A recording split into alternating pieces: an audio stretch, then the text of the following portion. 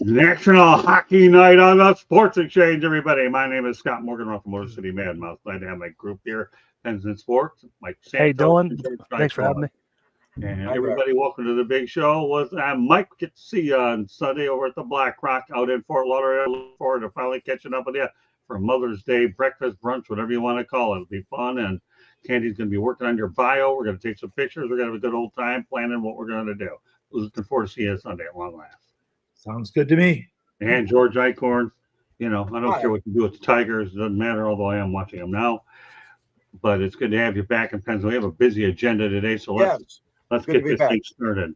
When you start off a show with a Stanley Cup coach like Joel Quenneville resurfacing in Disneyland, it's pretty obvious to say where we're going to go with this bad boy. First of all, Joel Quenneville has been hired by the Anaheim Ducks, and I'm going to read a statement from General Manager Pat Verbeek. Over the last 2 weeks, we conducted interviews with many outstanding coaching candidates while simultaneously conducting a comprehensive review of what took place while Joel was head coach of the Blackhawks in 2010. We spoke with dozens of individuals, advocates for positive change in hockey, and leadership of the NHL, which last July officially cleared Joel to seek employment in the league. Their findings are consistent with Joel's account that he was not fully aware of the severity of what transpired in 2010. It's clear that Joel deeply regrets not following up with more questions at the time, has demonstrated meaningful personal growth and accountability, and has earned the opportunity to return to coaching. Of course, Gary Bettman went out there and reinstated him. Mike, I'm going to lead off with you. What are your thoughts about Joel Quenneville returning to the Ducks? I think it's, first of all, a good situation. They didn't make the playoffs anyway, so they only have one way to go. I think it's just up, but you can pick it up from there. I disagree. Okay. I think this is a classic situation where there's different rules for different folks, and it's not right. What he was involved in was terrible. Okay. Terrible. And he was the key figure, along with the club president who resigned and left. Okay. He was the key figure in all this. I happen to be working for Nashville when this was occurring. Okay. They played us in the first round of the playoffs when all this went on. And Quenneville was the key figure who said, I don't want to deal with this right now. I want to win a playoff series. I want to try to win a Stanley Cup. And I'm sorry, I know it's professional sports, but some things are bigger than professional sports. I think it's terrible. From the standpoint of Anaheim, this is a team that made a 22 or 24 point improvement from last year to this year with really, other than a midseason addition of a pretty good defenseman from New York. Okay. Not a lot. And so I think also what they did to a young, a first-time NHL coach in Greg Cronin was also not fair.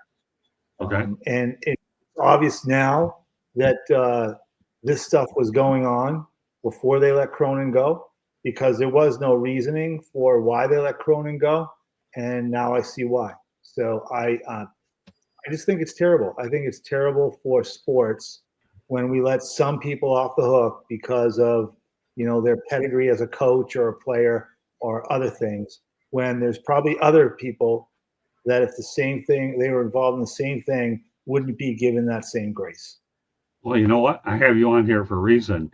You've been around the hockey world for a lot longer than I have on many levels, and I accept your opinions.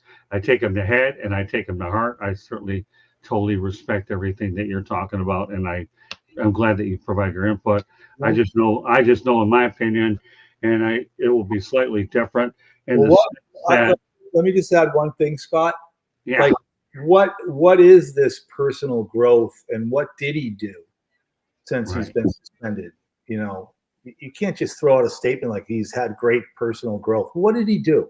Right. What did he do? Did you just sit around and play golf for the last 5 years? Right. Like show me something that says that he does deserve a second chance. And don't just give me the everybody deserves a second chance stuff. There's many people in the same situation that wouldn't get that second chance. I don't have a leg to stand on this. Yeah, the only thing I can only say, and that's all I'm going to say about this thing, is Gary Bettman allowed him to come back, and that's it. Then he's fair game to be hired by anybody that he wants. Other than that, I'm going to rest on what you said and take what you have because you're an insider and you are a lot closer to the situation than I am, and I'm completely okay with that. I really, really, truly am. Okay, so I'm not saying any more about it. I'm glad you said plenty, which is great. What do you think, George? Yeah, at first glance, I was pleased that they were moving on. It's been a while since he coached. I got to be honest with you, Mike. Like you said, Scott was closer to the hockey world, and obviously, I respect your opinion very much, Mike. All you guys respect everybody's opinion, not just. But what I'm saying is that he brought up some valid points, Mike. You brought up some valid points. What are the things that the coach endured or didn't endure? What he went improvement? What kind of things happened? Questions that we don't have answers to. I always liked Joel Quenneville as a head coach. I'm talking about between his ability as winning championships and training and conditioning and being involved with the duties of a head coach. But of course, I'm not happy with what went down and what happened in that terrible situation. So I don't know. I guess I'm going to wait a little bit on this one to see. I don't think anybody can be happy with what went down there. That was very severe stuff what he did in Chicago. That really was. I'm not condoning it by any stretch of the imagination. I am not under no uncertain condoning it. What he did was bad. That's why he's been out for a while, and that's why every coaching opportunity that's been out there, people have passed on him right and left. So there's no question that he's definitely. People say, "Hey, Joel, we don't care how many cups you've won. You're not getting hired by here."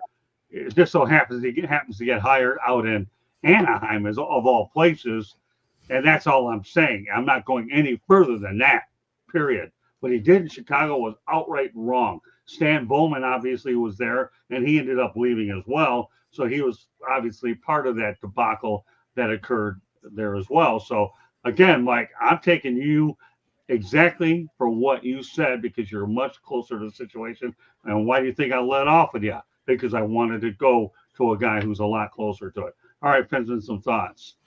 I agree with Mike, what he said. I didn't know anything about what happened behind the scenes. You only see what was between the bench. So what Mike has more insiders. So I don't think he needs a second chance after what Mike said. So, but we'll wait it out. We'll see how things go. But as far as I know, he was a decent coach, but behind the bench, he was decent. So we'll see how it goes. I'm going to wait it out until I get my full opinion.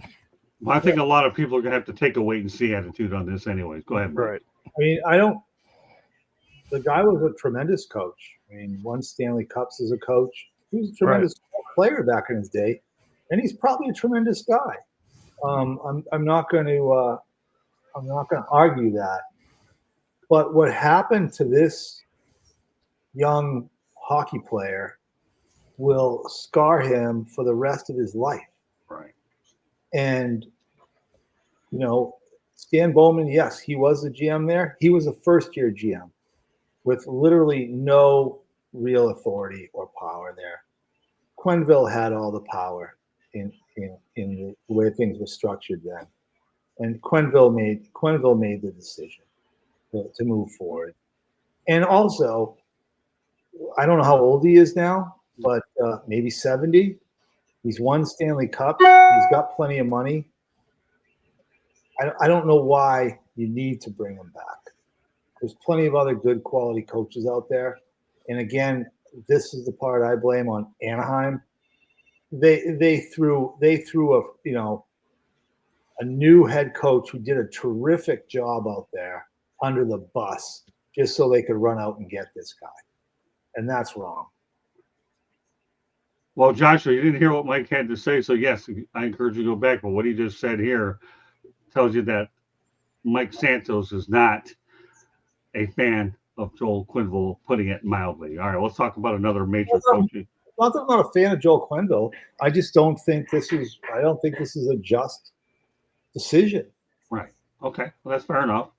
Okay, let's talk about Pittsburgh Penguins. They let go Mike Sullivan, but how long did it take for him to land a job in the New York Rangers? My goodness. I don't know what Pittsburgh's going to do, Mike, but I tell you, the New York Rangers wasted no time putting Sullivan in the Big Apple. What are your thoughts about, first of all, what transpired in Pittsburgh and what's taking place in the Big Apple? Yeah, I mean, Mike Sullivan came into a ready-made team in Pittsburgh, and won a Stanley Cup. There's no doubt about it. But he's been there a long time, and they're probably new ownership a couple years ago now. They stuck with him, and it was probably time for a change. And Mike Sullivan would say the same thing. And then you've got the Boston University connection in New York, particularly with Chris Drury as the general manager. Right. So I don't think it was any surprise that he basically got on a bus and 4 or 5 hours later landed at Penn Station, New York, and was Rangers. So I think Mike Sullivan would be the first one to tell you that's part of the that's part of the terrain for being a head coach in the National Hockey League. He had a great run in Pittsburgh.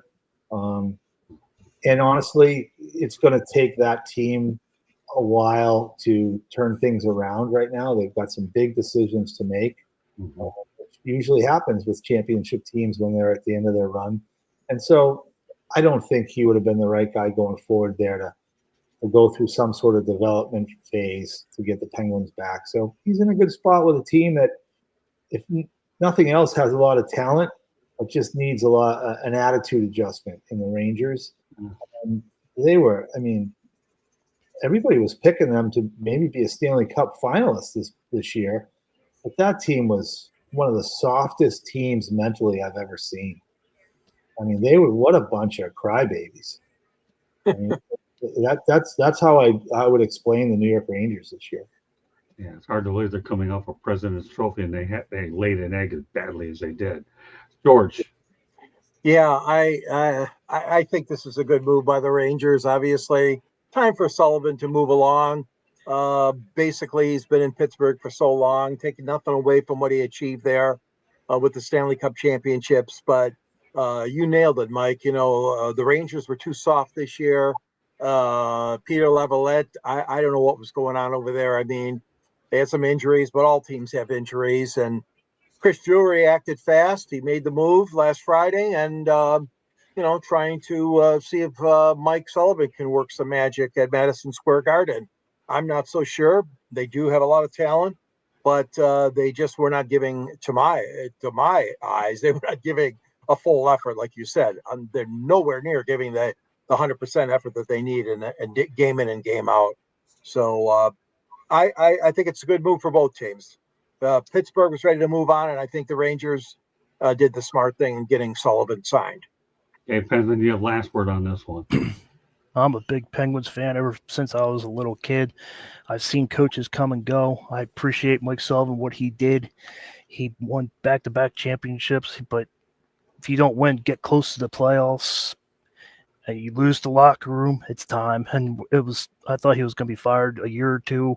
You talked to Ralph and we both agree that he should have been fired 2 years ago, but now we're going forward. We'll see. Malkin's going to go back to Russia soon and stay in Russia. Crosby's coming up to his last contract, so he's going to retire. We're getting the 11th pick in this year's draft, so we'll see what happens coming forward.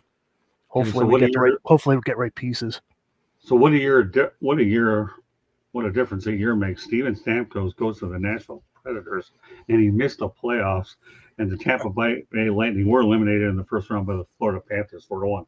What are your thoughts about the Stamkos move now, Mike? Obviously, I don't think he planned it this way, the way things worked out. But also another announcement: Andrew Brunette will be back as a coach going forward next year, and Barry Trotz announced that today. But let's keep the focus on Steven Stamkos. A year away from the playoffs, and now he's in Nashville, and he's not facing the postseason. Well, I mean, from Nashville's perspective, absolutely a horrible move. And I said this last July on Neil Smith's podcast. when it first happened. Nashville has created a real problem for themselves, and I say that as somebody who loves the organization, worked for the organization. But Nashville has become a nice place to finish out your career.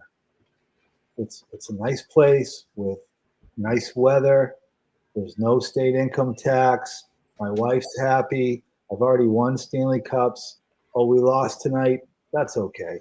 And there's a whole bunch of 30-year-olds on that roster. Right. Move. They all have no trade and no move clauses. So there's no worry that they're going to get traded or put on waivers. It's just a nice, comfortable place to finish out the year. And with the money they paid him, 4 years, $8 million a year, he wasn't going to get half of that in Tampa. He wasn't offered half of that, and he wasn't going to get that in his other option, which would have been Detroit. And that probably would have been the better place for him, Detroit, at a lower salary. But he opted for the nice, smooth, take me into retirement. I mean, that organization now,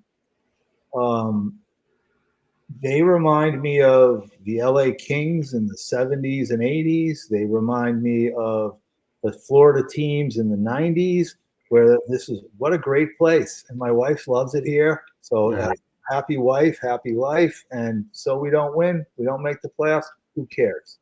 Right? From Tampa's standpoint,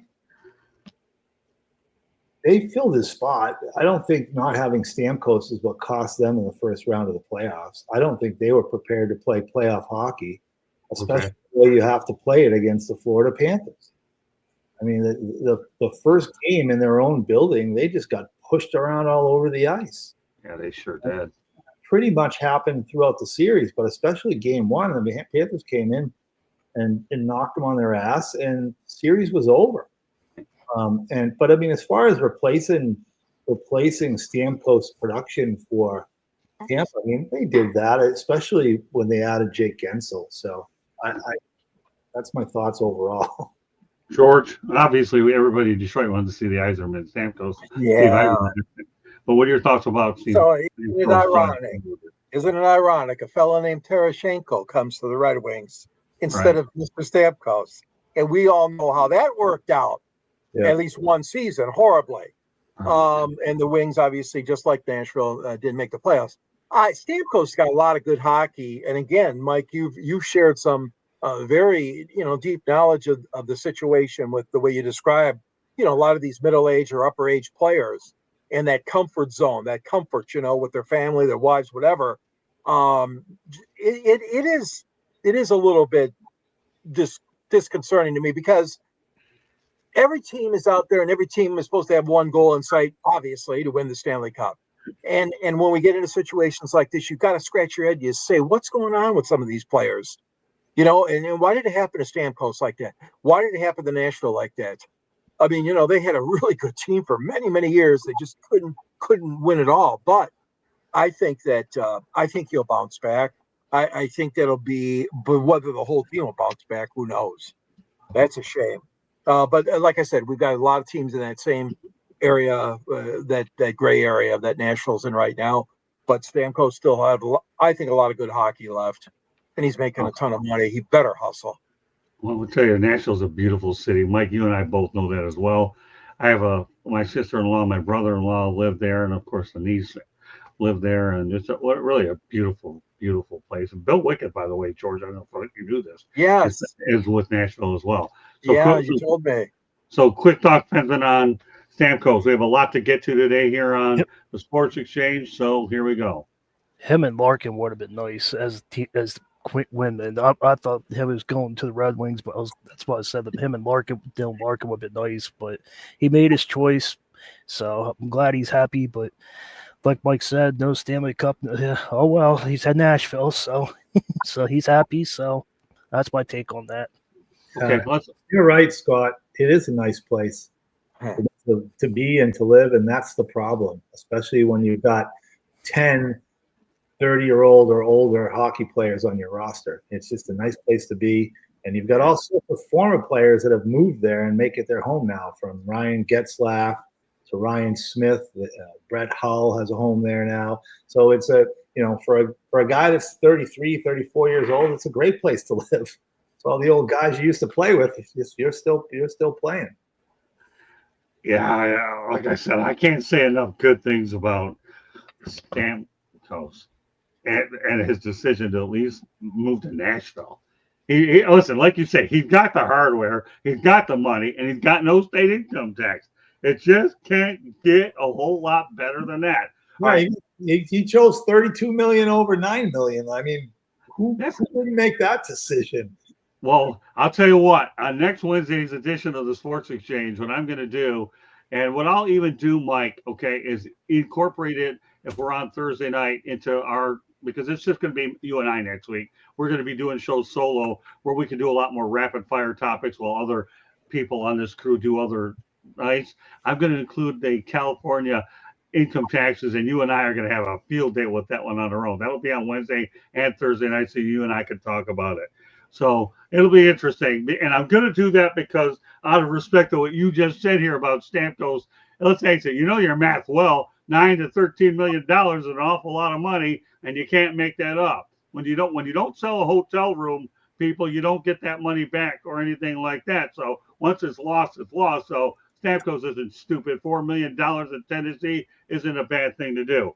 One more topic. We go to a station break. We have a lot of rapid fire stuff coming up here. Red Wings prospect Trey Augustine won Big Ten goaltender of the year in 28 games of Michigan State. He posted a 2.02 goals against average and a 9.27 save percentage via MSU Hockey. That's where this source comes from. Augustine continues to raise his stock. And, of course, Sebastian Cossa and Augustine figure to be an elite team in the future. Now, bear in mind, Augustine has informed the Wings that he is returning to Michigan State for his 2025-2026 season. What are your thoughts, Mike, about his decision to go ahead and proceed? Josh, we have a lot more, so stay with it. I'm not worried about what's unread. I'm going through what I have, and I have your text, and it will all be discussed, but I have to balance it out. So show a little bit of patience. You said some good stuff. We stay with the itinerary. Everybody's happy. Continue, Mike, about Trey Augustine. Well, first of all, as far as the Red Wings are concerned, unlike probably a lot of the impatient Red Wings fans, maybe you're one of them, George, I do still think you've got to believe in Yzerman, that he knows what he's doing, and it's going to take time.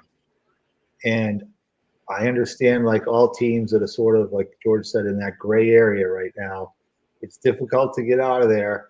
And everybody seems to point to goaltending as the quickest way out.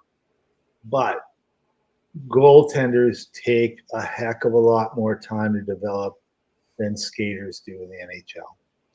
And so Red Wings fans, I'm sure, don't want to hear this, but just be patient with both Cossa and also with Augustine and let the cream rise to the top. I mean, they've got two really good, potentially really good goaltenders, and the cream will rise to the top. You both also want them both in the net. You don't want them being the backup somewhere. You don't want them, So as far as Augustine going back, that's awesome. Go back. He'll have the net every night that he wants it, right, for the Spartans. And the same thing for Cossa, even if he ends up in Grand Rapids again. It's all about getting these goaltenders into games, letting them develop, letting them get as many shots as they can. I can tell you, like, when I was an assistant GM, typically one of my duties was to oversee the minor league and the development system. And I would take what would be considered our number 4 goaltender and send him down to the ECHL. And the reason why I would do that is because I didn't care about what level of hockey it was. I knew that if he was in the AHL, he was probably going to play 20, 25 games that year. But if I sent him down to the ECHL, he was going to play 60 games that year. And that's what young goaltenders need. They need to play. They need to develop. It's very, very rare that a goaltender comes into the NHL and lights it up at age 18, 19, 20 years old. Most of them finally make their way in their mid-20s, and the good ones sometimes even later than that. The good news, though, is sometimes they play until nearly 40, and they give you top performances right up until they're finished. Yeah, there's no question what you're saying is 100% accurate, Mike. To me, I think the best thing that Trey Augustine can do is go ahead and play at Michigan State for another year. It doesn't matter. You got closer to. You have to look at the future, anyways. Why do you think they brought in Peter Mrazek in the first place? Because they anticipated that they're going to have. Obviously, Alex Lyon's going to go. You got Cam Talbot there for about another year, and you never know. Kosa could be a part of it, but I watch Steve Eiserman's final press conference. He doesn't feel that Kosa's play after the All-Star break with the AHL warranted him a call-up, is from what I had heard. But I'll leave it at that. I got to leave something out there for George Eichhorn. Go ahead. Well, that's all well and good what you talked about, Mike. But why did they fire their goaltending coach in Detroit? Mm-hmm. Something wasn't working. Now I don't know if that goaltending coach. You might be able to answer this better than me. Does he spend any amount of time in Grand Rapids looking at Kosa? He has to, right? Or does he just concentrate on the 2 or 3 guys on the roster, on the major league roster?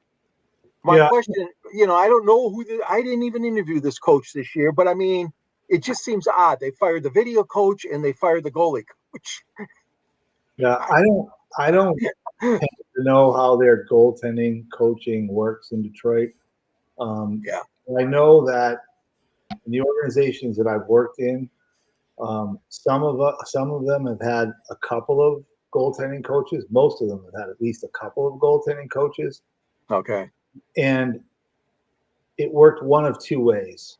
The veteran goaltending coach, like for instance, I worked with Mitch Korn for years, who was thought to be one of the great goaltending coaches of all time in the NHL. He's actually the goalie coach that developed Dominic Hasek in Buffalo. We all know how great he was. Yeah. But there's some goaltending coaches who are charged with the duty of sort of being the eyes in the sky and the best friend of the goalie on the NHL, the number 1 goalie on the NHL team. And there's some goaltending coaches which are charged with being the development guy. And obviously the guy that deals with the NHL guy, he gets to fly on the charter flights and stay at the Ritz-Carlton in different cities and, eat nice meals and all that kind of stuff, which is great. But depending on where your organization is right now, and for me, the Red Wings, it's all about the future and the development. I would want my top goaltending coach out there at Michigan State, in Grand Rapids, and working with the guys that are the future. Yeah. And, whoever the guy is they have with Mrazek, even if they have nobody with Mrazek, so what? That's how I would run. I don't know how the Red Wings ran their goaltending this year, but that's how I would. Okay. No, I appreciate that. One last thought, Scott, before we get to Pensman. I'm never going to condemn a kid for coming back to college. Okay. Junior year, senior year, and they have a winning program. They got something special going on there at Michigan State. Obviously, they wanted to get to the Frozen Four and win it all. I'm just saying that I will never fault Augustine for coming back again. He's got, like you said, Mike and Scott, he's got plenty of hockey ahead of him in the years ahead if hopefully he can make the NHL roster in Detroit. Hey, George, I'll tell you this right now, man. That's a 100% bullseye. Period. That's it. I don't have to raise my voice. Been saying that from the start. You want to go back to Michigan State, play another year? Go ahead and do it. Want to win a national championship? Go ahead. Red Wings hold his rights. Doesn't matter. It's not a matter of if. It's a matter of when. Right. Really what it is. And again, I'll go with what Mike said. Say what you want about Steve Eisenman, but I still believe you have to trust what Stevie's doing. And I have a feeling they'll be a big player in free agency. Steve wants to get there bad enough, but he's not going to work his feature to do it. All right, Penton, close out the topic. We have one more. Then we're going to go to a station break. Have a lot of other great things to get to. So if you're just joining us, stay with us. A lot of great stuff to do. Fire Up follows us after the Sports Exchange. Go ahead, Penton. Plus, going back to college helps your draft stock too. So I just got to think about that too. But go back to Michigan, go learn some stuff, go learn that. If you go to the CHL, like Mike said, take some shots, that's fine too. But you got to get experience, you got to get shots on you. So we'll see how things are. Dominic Hasek was one of the best goalies in Buffalo, not so much in Detroit, but But he pulled his weight. But so that's my take on that. Okay. One other thing I want to get to before we go to a station break, and that is this. According to Ryan Whitney, John Torturella told Cam York prior to firing, if you resign here, I will bury you. My goodness, Mike, I have to lead off with you on this. If a coach said, if you resign here, I will bury you, that's strong stuff.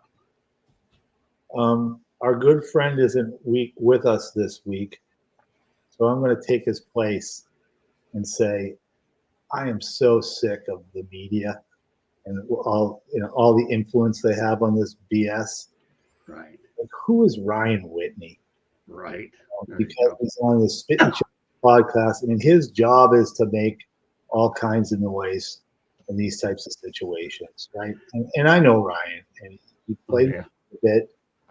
He's not a bad guy, but come on, like these players are so coddled now in every sport. Like, let's face it. I mean, come on. Now we're at the point where they're getting paid before they're even professionals. On top of it, right? I mean, yeah, I don't care. I'm a believer in Torts, even though the way he coaches is just, I guess, not welcome anymore. Not only in hockey, but in all sports. Now you got to, I said this last week. It used to be you had to figure out, do you pat this guy on the head or kick him in the behind? Now you can't kick him on the behind. You can only pat him on the head. And if you don't, you're out. All I can say is the words "I will bury you" are not something I particularly like. I don't know Ryan Whitney like you do. All I do is see the news and I report the news and I put it on these shows, and how everybody decides how they want to interpret the news is subject to their own discretion. Yeah. And let's say that's Charles 101. I don't know. All I know is that if anybody told me I will bury you, I'm not so happy I'd be too really enthusiastic about it, and the Flyers weren't, and that's why John Tortorella is not working for that organization anymore. But who said John Tortorella even said that? Media. Yeah, exactly. Oh, we're all guilty. That's okay.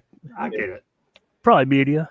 I mean, all these guys that are in the hockey world anyways, the media now are all these recently retired players who are doing podcasts. I mean, that really is a lot of the media in hockey now. If it's not spitting checklets with Bissonette and Whitney and Yandel, it's missing curfew with Scotty Upshaw and Shane O'Brien, and these guys have been out of the league a handful of years at most, and now they're the media. Well, who are they talking to? They're talking to their friends, the players, and this is what you're getting. Okay, fair enough. George? Yeah, I don't like those comments, okay? I'm not a fan of that kind of language and that kind of comments. When Scott told me about this topic, I did a little research, and it goes back to, believe it or not, this is the kind of language that Khrushchev used back in the early 60s from Russia, or Soviet Union. And I don't like it. Yeah, I think they should have spend your time a little bit better and more constructive criticism or opinions. I will bury that guy. I'm not a fan of that either. So that's about all I got for that one.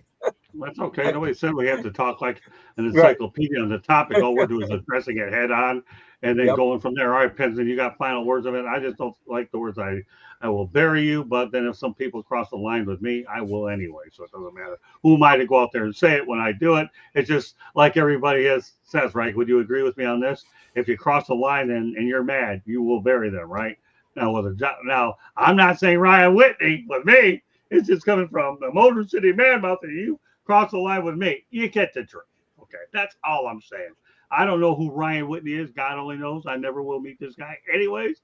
And all I'm going to say is my wife and I are going to Europe in about 6 weeks, and I'm looking forward to going. And until then, we're going to keep putting these shows out there faster than the auto industry makes cars. Well, maybe not that fast. All right, Penson, you got the last word on it, and I'm fired up tonight because I only have about 2 or 3 more weeks before I can get out of the house so I can drive again because I don't need thumb surgery. Thank God. I'm 70% healed. Hallelujah. All right, go ahead, Penson. Was that too much information? I don't know. John's a tough coach, but I can't see him saying that. But if he doesn't do what John wants, I can see him doing that. But I don't actually know because there's no interview that said that. So I don't know. I just know how John is as a coach. So, and he's a tough coach. He's in your face. If you don't do what he does, he will get in your face. I don't know if he says that out of anger or out of joking, but that's just not professional. So I don't know. For some crazy reason, I still would like to meet this guy. But we'll leave it at that. I would too. Oh, that's always on my wish list. Have you ever met John Torturella, by the way, Mike? Yeah, he grew up 2 towns over from me, and we played in the same youth hockey organization. Wow. His brother is a very good friend of mine. What do you think of the guy overall? He's a great guy. He's an intense competitor. That's what I've heard. Yeah, I just don't look if he said that, hey, then he's gotta live with it. But I don't know. I don't see anything that tells me he said it other than Ryan Whitney talking to some player who decides he wants to, get back at Torturella or whatever. I don't know. So then my follow-up question. Show me the interview. Show me where he said it, right? I mean. Well, then my follow-up question to you is this. Before we go to station break, would you say that John Torturella is very misunderstood? No. I think he's very well understood. I just think people don't like what he's all about. Okay. Again, I go back. I just think this is just a softer generation of athlete that we have now. I mean, all you have to do is look to the collective bargaining agreements in all these leagues now, where they have guaranteed days off and this. Oh yeah, don't get me started. I mean, you've all seen the movie Miracle, right? When they're on their big tour and they like crap over, I think it was Holland. And what Brooks do? He lines them up on the ice and skates their behinds off for 45 minutes right there, right? Well, I had that happen to me in high school. Can't do that with these guys anymore. Oh, I know. Hey, they run the show now. The players run the show, and they run the media. Yeah, don't get me started with the softer generation. I could talk for ages and ages and ages. I won't do that. But I'll tell you what I am doing. I'm going to a station break, Candy. Go ahead. You are listening to the South Florida Tribune YouTube channel. If you see that red subscribe button, hit us, like us, share us with all your friends and family. The South Florida Tribune Publishing Company published a book, Lessons from the Microphone, Tuning into the Enduring Wisdom of Visionary Leaders. It is written by our host, Scott, the Motor City Madmouth Morganroth. And the foreword is written by another panelist here, Mr. George Eichhorn. Great job, fellas. It's a great book. Get your copy today. It talks about how media has changed over the 40 plus years Scott and George have both been in the business. It's available on Amazon, Barnes & Noble, Kindle, Google, and Apple Books. There's also a link on our website, www.southfloridatribune.com, where there is a plethora of great content. Go check it out. If you like to listen to podcasts, you can find us wherever you get your podcasts. Monday nights, we talk baseball. Tuesday nights, we talk football. Wednesday and Thursday nights, you never know what we're talking about. Except Thursday nights, we do talk a little hockey here. So check us out and share us with all your friends and family. If you want to be a advertiser or sponsor of a show, you can call Scott, 954-304-4941. And if you want to be on a show as a guest or have topic ideas, you can always email us at southfloridatribune@gmail.com. Back to you, Scott. All right, we have some pretty good stuff in store, so let's start right here. Peter DeBoer is the first coach in all of professional sports to have a 9-0 record in Game 7s. Mike, if that isn't clutch, tell me what the word clutch means. 9-0 in Game 7s. Yeah, phenomenal coach. I had the pleasure of working with him only for 1 year in Florida. And honestly, if we had kept him behind the bench, we probably would have won our Game 7 against New Jersey because he was on the other bench, and we lost Game 7 in triple overtime. Right. So, nothing but great things to say about Pete DeBoer. He's not a giggly guy. He's not, he's closer to a Torturella than he is one of these new school coaches. But yeah, he gets the most out of his players, and he's a real smart guy. George? Yeah, I've always liked him too. Obviously, he's got connections to the Motor City and across the river to Windsor. That's remarkable. That is an unbelievable record.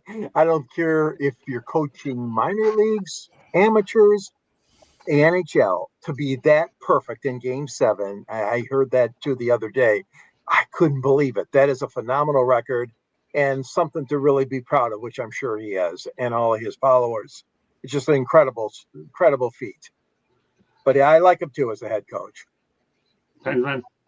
Good record, good coach, very smart. I watched him coach.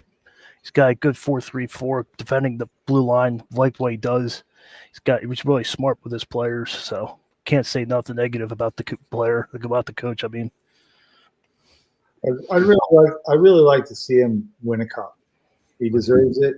You know, he took San Jose to the finals. They lost. He's close. He's close. Yeah, he lost a great Pittsburgh team, right, Pensman?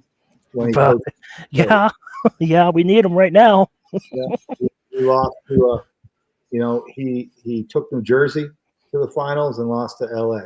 You know, he took Vegas to the finals and lost. Yeah. You know, so he's due. He's due. And let's not remember, like, these Game 7s, when you win that many of them, it's not like you go out and you're ahead all the time, right? There was somewhere like the last one where they had to come from behind in the third period to win. Like, you're in all different types of situations. Right. That just tells me that if your team can be that successful, you know, and perfect really in Game 7s, then what you've really done is you've prepared them. And so the way he prepares his team, that allows them to go out and win these big Game 7s. There's a steal for him. Well, Paul Maurice got his last year. Who knows? There might be some sentimental favorites out there hoping that Peter DeBoer gets his. Well, might as well talk about the Florida Panthers Toronto Maple Leafs interesting series. Even though Sam Bennett knocked out Anthony Stolar as a goaltender, it didn't matter. The backup goaltender helped out the Leafs go ahead, carve out a 2-0 lead in the series. Game 3 is tomorrow night at 7:00 p.m. Eastern time. The only thing I'm going to say about it is this. Everybody knows it's a must-win situation for the Panthers to stay alive. I know there was a stat at one point that said that when Toronto was 1-13 in closeout games, now I think they're 2-13 with that stat. But if Toronto wins tomorrow, they get a stranglehold on this series. So, Mike, do you think the Panthers can make it 2-1 tomorrow night? Can they make it 2-1 tomorrow night? Yes. Okay. Do I think they can win the series? No. Okay. And for the simple reason that they've played so much hockey the last 2 years. I mean, when you play into July 2 years in a row, you know, they lost the finals to Vegas, and then they bounced back, come all the way back and win a final in 7 games last year. Then not only that, but the way that team plays, nobody plays grittier or harder than they do. Like, they're playing in physical games every night. They only know how to play one way, and kudos to them. But I just think that at some point, maybe I'm wrong. I hope I'm wrong, but I think they're just going to run out of gas. Well, Austin Matthews is on a mission, just like Connor McDavid was. When you have superstar players playing for these respective squads, they're a boatload to handle for sure. So go ahead, George. I'm never going to count out Florida. I agree with Mike. They played a lot of hockey, no question about it, the last several seasons. But I still think they have let's just talk about Game 3, like you said, Scott. And you know, it's a must-win situation, no question about it. You'd never want to go down 3-0. You don't even want to go down 2-0. But Toronto, let's face it, guys. I mean, year after year, coach after coach, player after player, you know, they still haven't broken that long jinx. So maybe this is their year. I'm not sure, but they're off to a damn good start. No question about it. 2-0, but I'm going to go with Florida to win the next game. You know what? I'm putting this comment up. I think it's a good one. Okay. And nobody has to comment on it. J.D. Wyatt, he's one of our stars on Fire Up. And I'll tell you one thing about J.D. Wyatt I want everybody to know right now. And I mean this, okay? But JD Wyatt has come a long way in this system. He has done an outstanding job. His improvement on social media has been outstanding. And I'll tell you, if you haven't seen Fire Up with JD Wyatt on there and Candy Penman and the Country Club, that follows us after we get through here. Unbelievable stuff. JD Wyatt, I'll tell you on a live broadcast, I am absolutely, without question, proud of you, period. And that's what I want everybody to know out there. So keep up the great work on Twitter. There's a chance you might end up on this show as well. So there's no question about that.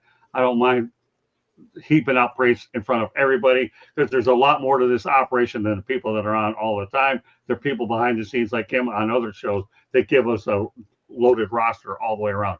I'm proud of you, JD Wyatt. All my advice is keep it up. All right, where was I? We were on still what? Peter DeBoer? Yep, Pensman. All right, go ahead, Pensman. I do want to make sure that I got that out. Appreciate that, Scott. Means a lot. I appreciate you, JD Wyatt. That means a lot, Pensman. DeBoer, we have a lot more to go. I'm going to defer on this one. Okay, no problem. All right, let's go ahead and on one more topic, and that's called the fact that the New York Islanders go from 11-1 in the NHL draft lottery. I hate this NHL draft lottery. I don't really care. The only one that's probably happy is Patrick Waugh, okay, because now he's going to have the top player in the draft. Who knows when they're going to get up there? What are your thoughts about the NHL draft lottery, Mike? Well, it's always good to have the number one pick. The problem with the number one pick, particularly in a year like this, but really any year, as Chicago proved a couple of years ago, is you can screw it up. Right. It's just so difficult to scout and evaluate 16 and 17-year-old kids and try to predict what they're going to be like when they're 23 and 24 years old, particularly in a year like this where there's no sort of big name player, so to speak, like there has been in years past. There's no guarantees. The other thing is, I don't know who the Islanders have steering the ship right now. Right. And when they're going to make, and then when they're going to make a hire. They haven't, unlike most organizations, I didn't see them even step up when Lou Lamoriello left and said, so-and-so is going to be the GM, the interim GM, or, right. Until we get somebody in this position, this person's going to lead the ship. So right now, I don't know if they have much direction there. I'm sure they had scouts that were out there doing their jobs all year, but this is, I've been in these meetings. This is when it comes down to, who are we going to take? And, a lot of times the buck stops there and it's the GM that's going to make the final decision. So I think they need to get somebody in there quick. I believe this is just a hunch that the person that they probably would like is working for another team right now. And that team, especially with the Islanders having the number one pick, probably isn't willing to let that person interview for the job or even go for the job right now, unless the Islanders pay them a healthy ransom coming back. Yeah, I agree. I don't even know who's steering that ship. I think they let Lou Lamoriello go. He's 82 years of age. Is that right? So obviously looking for a new direction. So George? Hey, Jimmy Devellano's available. Yeah, I used to be with him. Jimmy, no, and all kidding aside, you're right. I mean, you got the number one pick coming up. My gosh, and you haven't named a GM, and you don't. The whole leadership question is there, like you said, Mike. I just know that I was never a big fan of that system. It seems like this one team located close to me never gets a break on that lottery stuff. But that's quite impressive to go from 11 to 1. They got a lot of things to clean up and to get better at in New York, the Islanders, that is. So, and one player, a young player such as that, you don't want to mess that up, the number one pick. You don't want to. So that is a very important decision. But, yeah, they got to get that management team rolling. Yeah, if you try Red Wings had any luck at all, it'd be no luck when it came to that thing. So yeah. If I were them, I'd be focusing on free agency and not worry about how many games you win or lose. Just go out there and clean it up where you can and get the best player that you can. And not only that, you better hope your scouting department's good enough to land those hidden gems in the middle of the draft. Oh, yeah. All right. And I'll leave it at that. Pensman, you got last word on this one. few more topics to get to. Go ahead. Well, the Penguins got Sidney Crosby at the first pick in 2005, so they turned out well for that. But so we'll see what the Islanders do in their first pick. So moving from 11 to 1 is impressive. So just don't mess up the number 1 pick, and you got to know who you like. I don't know where they are. They are a good physical team, but I don't know what the Islanders need. So the Islanders do. They just need a GM, and hopefully they can build up from there. All right, let's talk. I've been talking about international participation all week. I'll continue the theme this week. The Penguins and the Predators, 2 teams that we've talked about a lot in this show, will play in the global games in Sweden, global series from November 14th and 16th. What are your thoughts, Mike, about the choice of these 2 teams? Oh, to play overseas? Yeah, the Penguins and the Predators. Like most of the major 4 sports leagues, especially the NFL and the NBA, right. The NHL is trying to make an impact over in Europe and make their game more global. So I don't know if it really matters.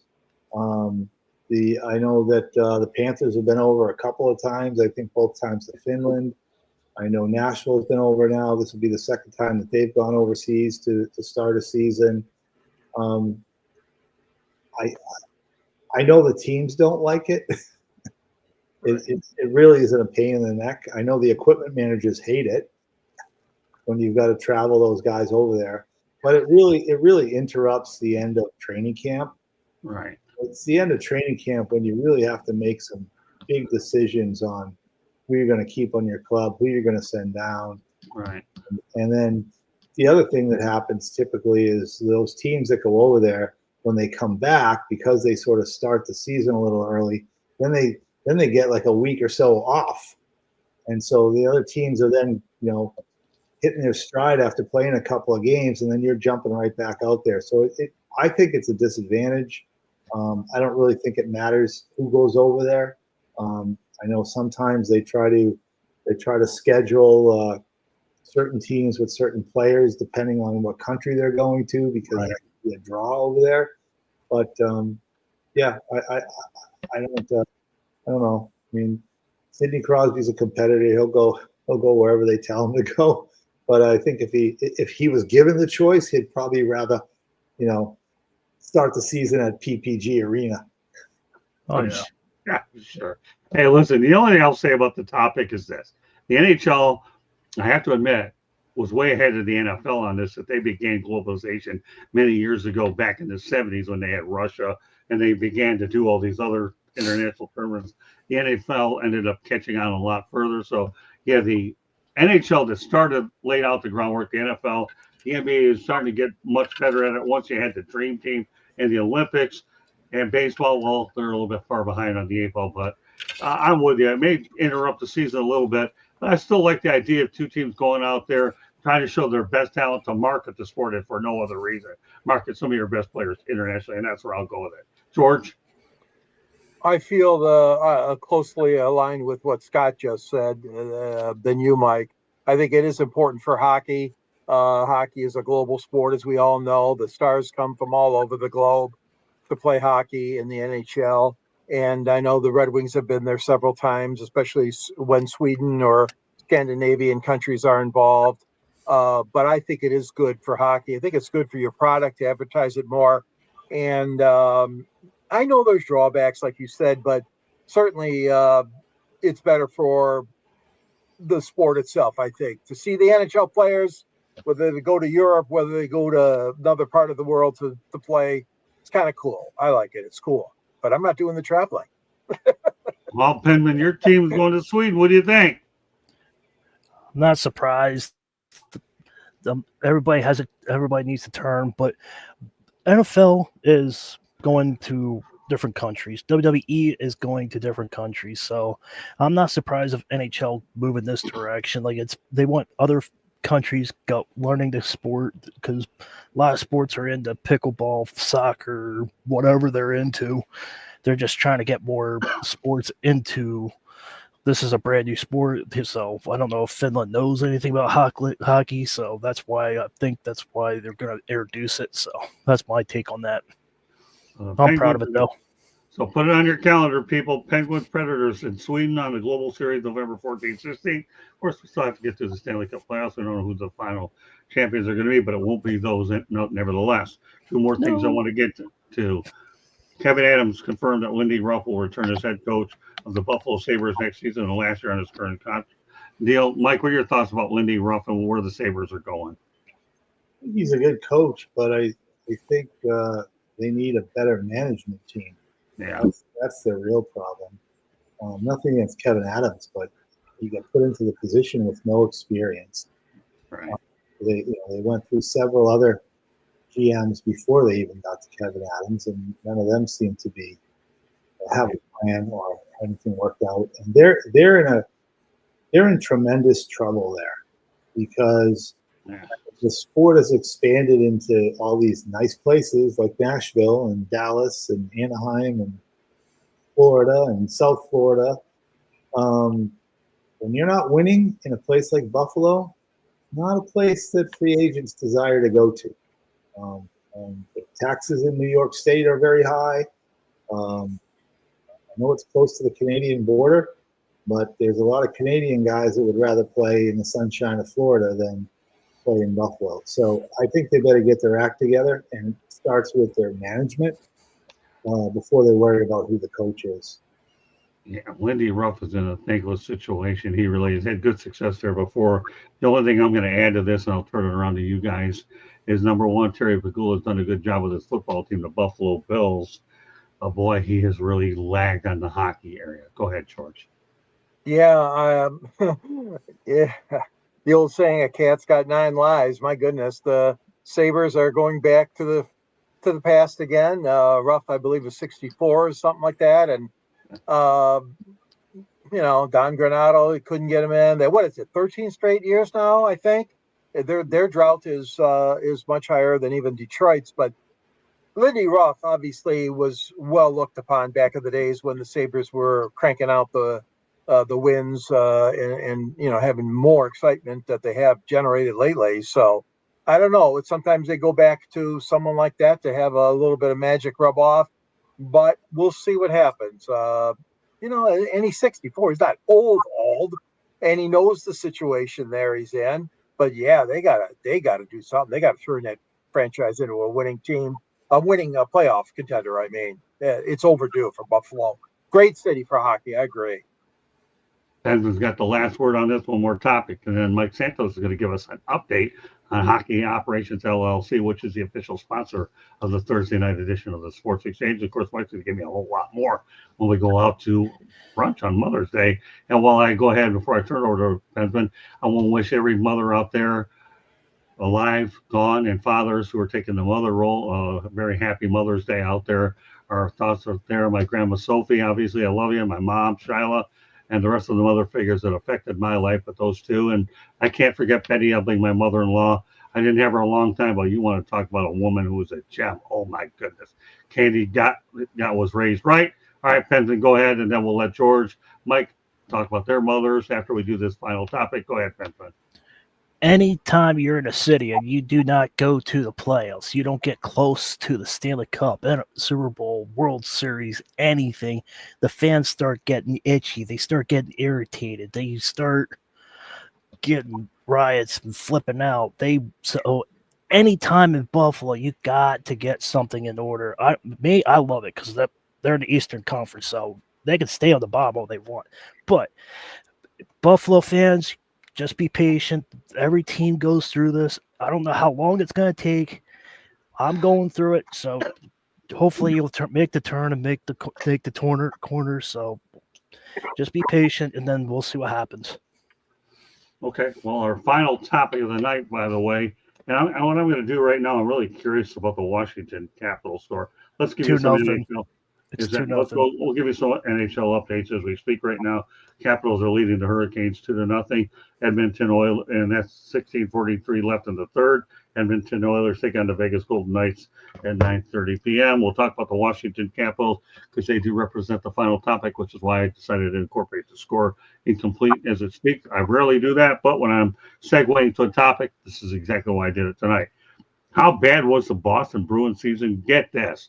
when they lost to the Washington Capitals at the end of the year, it was their 9th straight loss and the 3rd longest streak in their franchise history. The Boston Bruins finished dead last in the division, and that rebuild is going to be unbelievable. So 9 straight losses for the Boston Bruins, Mike, is totally unheard of.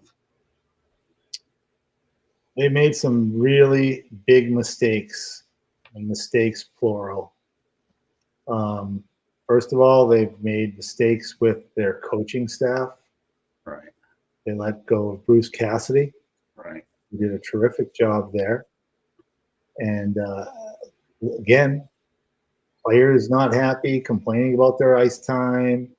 They moved on from Cassidy. Cassidy went to Vegas and won the Cup there his first year. Same thing. They bring in Jim Montgomery, who did a great job, led them to the best record, not in the league, but in the league all time. The best record ever in the NHL as far as points. And a year and a half later, players aren't happy. They're grumbling. So they get rid of Jim Montgomery, and what does he take? He takes the St. Louis Blues from the scrap heap to the playoffs and a 3rd overtime Game 7 goal away from going to the next round. They still don't have a coach. They haven't committed to Joe Stamkos, who they put in there as the interim coach. Right. So that's problem number 1. Problem number 2, they have drafted horribly. Right. Starting in 2015, when they had 3 first-round picks and didn't land anybody other than Louis DeBrusk, who was one of the malcontents, right, got himself out of town. But they landed no NHL players on their roster from 3 first-round picks that year. And they haven't done anything with the draft since then. Right. Next, they had a very good goaltending tandem, and they screwed that up. Right. They wanted to trade one of them, that's fine. But you don't trade the guy first before you got the other guy signed. Right. They trade Allmark to Ottawa, and then they go and they say to Swayman, hey, let's do a contract for you. And Swayman says, okay, that's great. I want $8 million a year. Right. 8 years. And if you're not going to give it to me, here's my number in Maine. I'll be hanging out. And that's what he did. And he forced their hand, and they had no choice. Right. So that was problem number 3.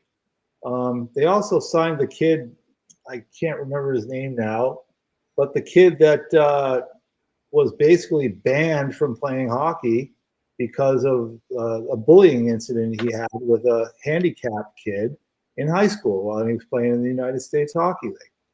And he was suspended, and the Bruins went out and signed him and gave him a big signing bonus after he had been drafted by, Arizona at the time, now Utah. And Arizona was, told that he wasn't allowed to play in the NHL. So what does Boston think? They're going to be special and they're going to sign this kid. And the next day they get a call from the NHL saying, I don't know what you did, but he's not playing in the league. Right. I mean, they've been a comedy of errors on the management with their management team. And I know Don Sweeney. I know him very well. I like him. He's a good person. But in the last, I'll call it 10 years, he's just lost his mind. And you just can't make those kinds of mistakes. Those are major mistakes. And I just gave you 4 of them. You just can't do that and expect that your team's going to go, rolling along. Yeah, I have a feeling the Bruins are in for a really, really, really long rebuild. That's all I'm going to say about it. George, go ahead. And by the way, I'll put J.D. Wyatt Caesar up there. I think this is classical. At some point, I'm going to use it next week. I just don't know where I'm going to use it. But I should be able to sue my teams like that one Colorado fan for suing the NFL about the Shedeur draft ball. That's comical. I'll leave it out there. It's there for everybody to see. Good stuff, J.D. Wyatt. You'll be coming up a little going on. Cyberuski out in the text area. Nice enough to join us. Glad to have you on. What's going on? All right, let's turn it over to George, and then we'll go out there and wrap it up with Penman. I think, yeah, Mike summed it up perfectly. All the things, the mistakes, 1 by 2 by 3 by 4, and on and on. Right. And, I have a lot of respect for the hockey writers in America. And one of them is Helena St. James that covers Detroit. And she says, you're never going to succeed in the playoffs if your goaltending is not at least 90 or above percent. And what you said, Mike, was so true. Jeremy Swayman, 22 wins, 29 losses this year, a 3.12 goals against, a save percentage of 0.892, and then his backup, his percentage was 0.893. All I can say, you've got to have great goaltending. And I know it's not all their fault. There's a defense in front of them. But the fact of the matter is Boston has slipped, and part of it is exactly what you said, Mr. Santos, when you talked about the goaltending mix-up fiasco, whatever you want to call that, with the Boston Bruins. And there's so many other things that happened wrong. But that goaltending really was bad. Okay. Well, by the way, Ottawa made the playoffs. Yes. Yeah. Right? With their other goaltender. Well, don't worry. We just imagine what we're going to be talking about next week, Mike, when it's just you and I. We're going to really go through these topics like you wouldn't believe. And I'll tell you, I expect the chat room to be lively because we're going to be giving one update or another on the Stanley Cup, little teaser for next week's show between Mike and I. It'll just be the two of us. All right, Penman, you have final word on this. The moment you let Rassick go, that's when things go down. And when you let Brad Marchand walk, that's bad too. Brad Marchand was a beast of a defense player. He would knock you out, probably knock some teeth out. He would knock you into the next county or next state over. That's how hard he hit. But you got to have good goaltending, and that's why I've left out the Tampa Bay Lightning. Valesky was horrible in the Florida Panthers first round. I thought when I said on this show, or fire up one of them, that Valesky was going to be the difference maker, and he didn't show up for that. But you got to have good goaltending in the playoffs, and Boston Bruins got to get that Rassick guy back. He's got to find that Rassick in the Boston back, and then you got to find good defenders. So, I'll piggyback off of Mike for a quick second before we turn it over to Mike. Number one, when you let Linus Ullmark go, and then you leave Swayman by himself, you just went out there and just self-destructed because you gave all this other guy the leverage. Bad move. We saw the end result. George Eichhorn came and put the numbers that validate what we're doing. I want to thank everybody in the chat room that participated tonight. Mike, I'm going to turn it over to you real quickly. Please go out there and take as long as you want to give us some updates from Hockey Operations LLC, please. Well, the big thing we're doing right now is our company called the Boston Tea Company. That's TEE. Is launching a new brand of T-shirts like this one. Famous bars, ballparks, and stadiums. This is the famous Who's On First bar that used to be outside Fenway Park for almost 50 years. So go to bostonteacompany.com, and that's TEE, and check out our shirts. Very good. There you go. Go out there and go to bostontea.com, and of course I'll have Candy put it on the screen for next week's show, and Mike are doing this as well. And Mike is a proud partner of ours on Thursday night hockey sports exchange, and we're so thrilled that he's able to join us week in and week out, whether it's on a Thursday night or a Wednesday occasional, depending on what his schedule is. But meanwhile, what a great show. Fire Up is coming up with Candy. She's got JD Wyatt, got Penman, and we have a new guy named Samir who will be on there as well. Looking forward to having those guys. Samir writes for us, and he's going to get an opportunity to have a little time on the air with Candy in the Country Club. Mike, I'm really looking forward to see you on Sunday. It really is, and we're going to have a good time. You and I are going to take some pictures out there, talk to people over at Black Rock, and Candy's going to work on the bio, just so you know, while you're in front of us eating steak and whatever you want. All right, my friend? Just don't get me riled up like you did tonight. Does anybody? Can I ask you a question? Mike this is mild. If he riled you up, this is mild. Mike, can I ask you a question? Yeah. Does anybody ever get you riled up? I don't know. No, that's pretty true.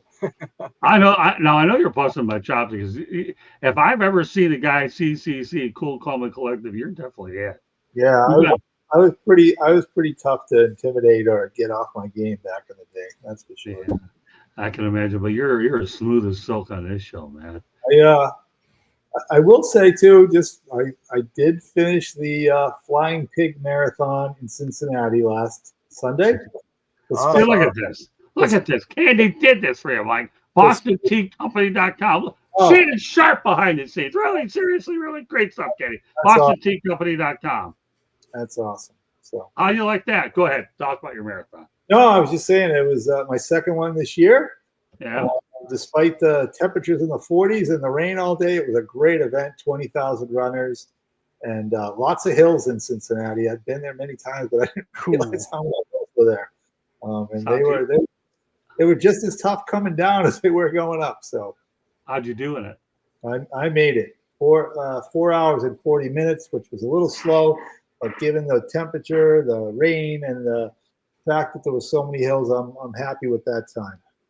So now it's on to Philadelphia in the fall. So if anybody's into running, meet me in Philadelphia for the Philadelphia Marathon this fall. Well, I don't normally incorporate singers in there, and I'll be darned if I'm going to sing tonight. But Barry Manilow had a song, "Looks Like We Made It," and I'm just going to modify it. It said, Mike made it. Yeah. Well, Pensman next spring. I'm not doing Cincinnati again, but I'm going to go to Pittsburgh because it's right around the same time. So good. Yeah.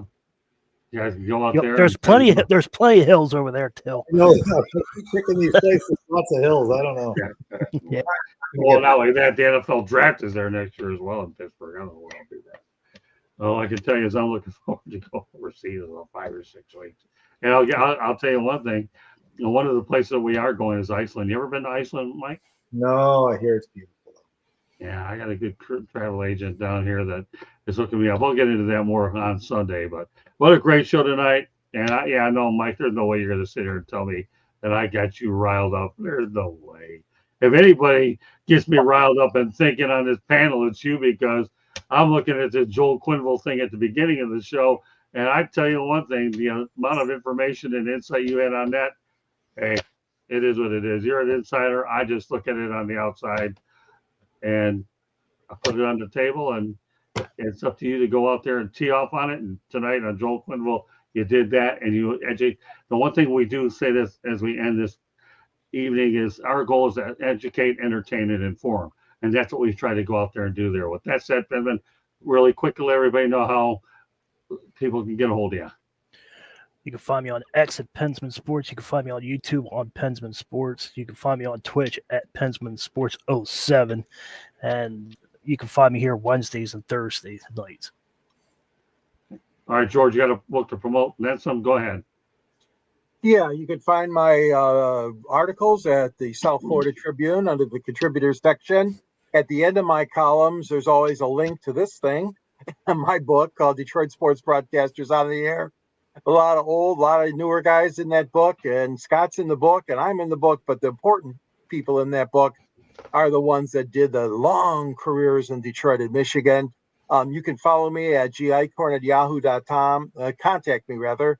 And then on Twitter, it's SanGSports99, as well as LinkedIn under my name as well. So looking forward to future shows. Great job tonight, all of you.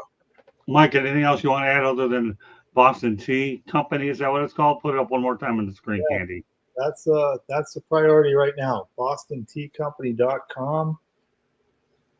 Look it up. I'm sure there's a shirt on there that everybody will like. All right, we'll put that up on the screen every time we come on here for sure.